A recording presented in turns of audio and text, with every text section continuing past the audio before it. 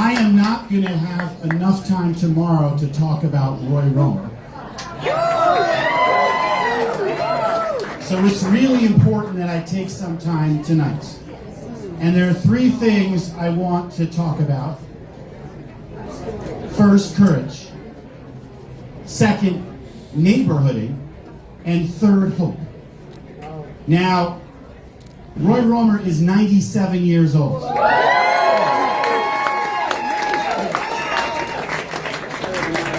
He comes from Holly, Colorado. You know that's right. Marty, you're going to love where I'm going with this. You really are. And what Roy represents, and it's my wish for everyone here. I graduated from college and I had Hayward Hale Brune, who was a sportscaster, who probably only Roy remembers in this room. Hayward Hale Brune said, I went to Swarthmore College and I learned the value of lifelong learning, and I've been paying the price ever since. Roy Romer embodies the value of lifelong learning in the very best sense of the word, and it's the core of his courage. When Roy Romer was governor, as governor, he heard about a program, here we go, Marty, it's called FLAG, Family of Lesbians and Gays. PFLAG. He heard about this organization, and he said, can I sit in the back and listen to individuals talk about, this is now early 1990s, late 1980s, the experience of those who were marginalized, those who were demonized. And Roy said, I want to listen and learn. And what he saw in that room was love. Love that he said made him want to be a better person.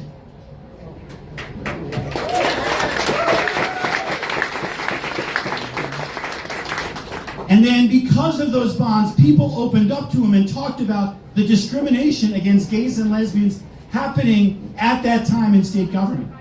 And Roy said, I'm going to do something about it. And when Colorado faced a ballot proposition that was going to take away civil rights from gays and lesbians, Roy raised his hands and said, I will lead the charge against it.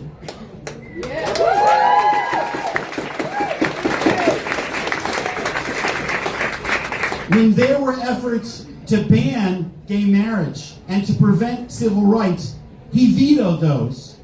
Not because it was popular, but because it was the right thing to do.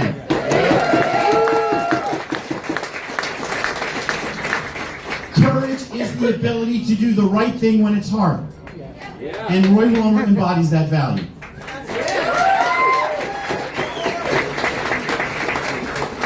There are many Colorado governors who embody that value. I know you think I'm about to talk about Ralph Carr, but I'm not.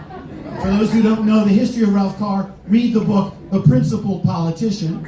And for those who want the history of Roy Romer, find him and get access to an oral history project, which is really special. I'm going to talk about Billy Adams. Where are my friends from the San Luis Valley? There's Aaron. Rio's right there. Most people here don't know about Billy Adams, but he is a lesson for our times. He was from the Valley. He was a longtime legislator. He put together the anti-Ku Klux Klan caucus to defeat the agenda of the Klan in the 1920s. The way the Klan responded is going to sound familiar. They said, we're going to take away all the money from what was then called normal school. It's now called Adams State, after Billy Adams. And they thought he was going to buckle. They thought he was going to fold. He was going to accommodate them. He did none of those things. He went to his community and said, we need to raise the money to make sure that we keep this organization alive and we don't give in to this lawless bullying pressure. And he did just that, and then he ran for governor on an anti-Ku Klux Klan platform, and he won.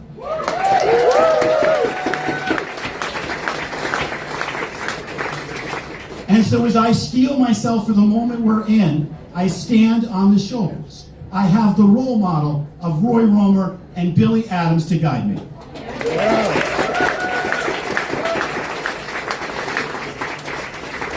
Let me talk about neighboring.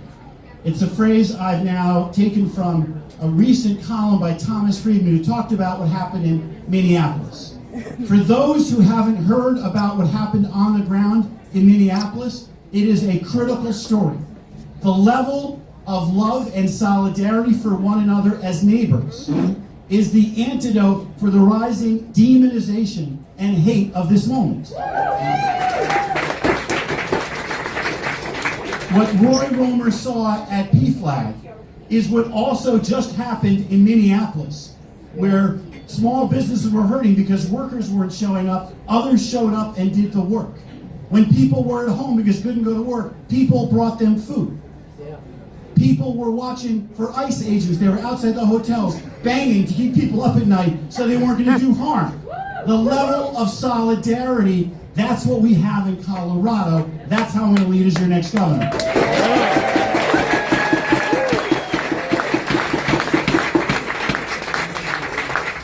Finally, I want to talk about hope, and I've got two stories. The first one is from Lord of the Rings. I can't do this, Sam, said Frodo. Sam, I know, it's all wrong. By rights, we shouldn't even be here, but we are. It's like in the great stories, Mr. Frodo, the ones that really mattered. Full of darkness and danger they were, and sometimes you didn't want to know the end, because how could the end be happy? How could the world go back to the way it was when so much bad has happened? Sounds familiar, doesn't it? But in the end, it's only a passing thing, this shadow. Even darkness must pass. A new day will come, and when the sun shines, it will shine out the clearer.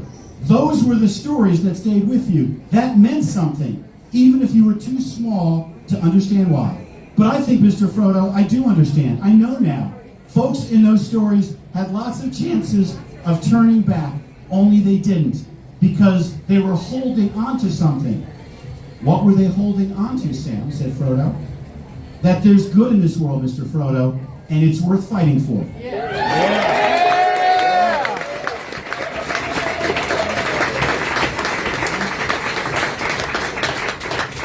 Let me tell you where I get my hope from. I come by it honestly. I don't know if my mom is here or somewhere in the crowd. She is. So she's not going to love this story, but trust me, Roy Romer liked the story I told about him even less than what I'm about to tell about my mom. My grandmother conceived a child in a Nazi concentration camp, which was a miracle. She carried that child to term, which was a miracle. And then U.S. soldiers 5 days later liberated my mom right here and my grandmother. Another miracle.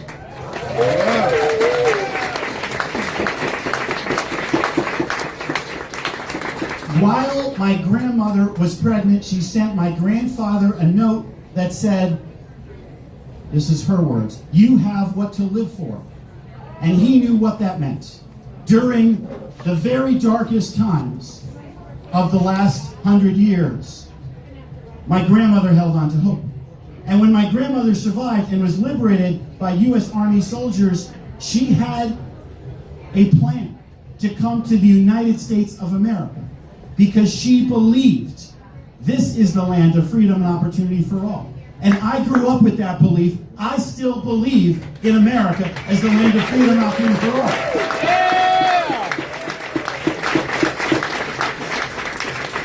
And I believe in Colorado, encouraged to fight for what is right. And I believe in all of you as community members who care about one another. And I am committed to leading with hope and a vision for our future that, like Mr. Samwise Gamgee said, we will get through this dark time. Because there is good in this world. Thank you all for bringing and spreading that good. Hold on to it.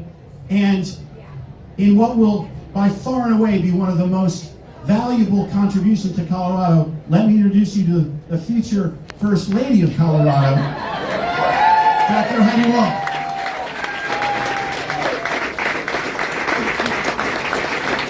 By the way, in a fun connection,